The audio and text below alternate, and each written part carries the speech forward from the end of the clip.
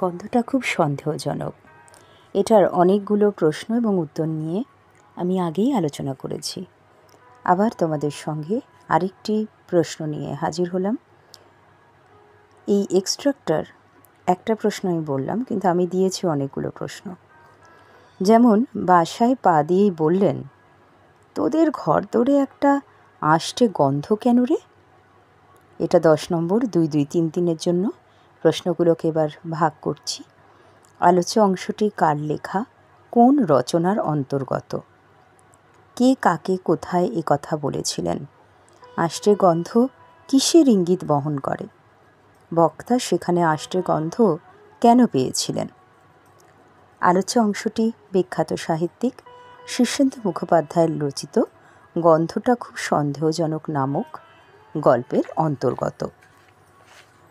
গল্পকথকের দাদামশাইয়ের বাবা দমুহানি অঞ্চলে দাদামশাইদের বাসায় পা রেখেই দাদামশাইয়ের উদ্দেশ্যে আলোচ্য কথাটি বলেছিলেন। আষ্টে গন্ধ অনেক কিছু থেকেই কিন্তু পাওয়া যেতে পারে। আমরা জানি মাছ, মাংস, ডিম ইত্যাদিতে আষ্টে গন্ধ আছে। আবার কোনো কোনো ক্ষেত্রে রাসায়নিক দ্রব্য ব্যবহার থেকেও আষ্টে গন্ধ এগোয়। তবে কোনো রাসায়নিক পদার্থ থেকে যে আষ্টে গন্ধ বের হয় সেটা কিন্তু খুব তীব্র আর ঝাঁঝালো হয়। গন্ধটা খুব সন্দেহজনক গল্পটিতে যেহেতু সম্পূর্ণ একটা অন্য পরিবেশে সমৃদ্ধ হয়েছে এটি, তাই এখানকার আষ্টে গন্ধের ক্ষেত্রে ওরা বা তাদের উপস্থিতির বিষয়টি ভীষণভাবে ইঙ্গিত বহন করে, যাদের রাজত্ব এখানে। দমুহানি অঞ্চলটা নির্জন জঙ্গলে। মাঝে মাঝেই কিছু এমন এমন অসম্ভব ঘটনা এখানে লক্ষ্য করা যায়, এটা খুব একটা প্রসঙ্গত স্বাভাবিক নয়, একটু অস্বাভাবিক। সেখানকার বাসিন্দাদের কাজের লোক না থাকলে কোনো একজন এসে হাজির হয়।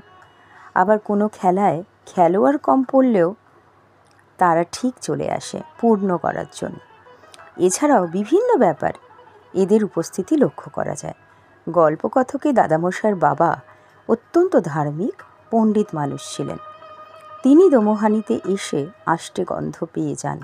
বুঝতে পারেন সেই অঞ্চলে স্বাভাবিক মানুষ ছাড়া অন্য কিছু বিরাজ করছে, অন্য কিছুর উপস্থিতি রয়েছে, যেটা অন্যরা অভ্যাসে পরিণত করে ফেলেছে। কিন্তু তার তো এটা অভ্যাসে নয়, কারণ এখানকার উনি বাসিন্দা নন, এসেছেন বেড়াতে। কোনো কিছুর উপস্থিতি অনুভব করার ক্ষমতা তাঁর ছিল, অন্যদের নয়। এদের বা তাদের বা ওদের উপস্থিতির কারণেই বক্তা দমুহানিতে আষ্টে গন্ধটা পেয়েছিলেন আমরা বলতে পারি। তো এতক্ষণ আলোচনা করলাম ওই এক্সট্রাক্টর 4টে প্রশ্ন।